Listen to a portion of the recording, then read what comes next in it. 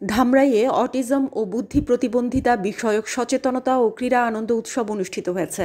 মঙ্গলবার সকালে Hardinge school and college প্রাঙ্গণে বার্ষিক ক্রীড়া কর্মসূচির আওতায় জেলা ক্রীড়া অফিসের উদ্যোগে এই ক্রীড়া উৎসব অনুষ্ঠিত হয়।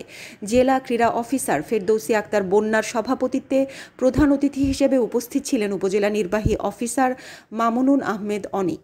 তিনি বলেন, অটিজম ও বুদ্ধি প্রতিবন্ধী শিশুরা বোঝা নয়, সমাজের স্বাভাবিক শিশুদের মতো তাদেরও খেলাধুলার প্রয়োজন রয়েছে।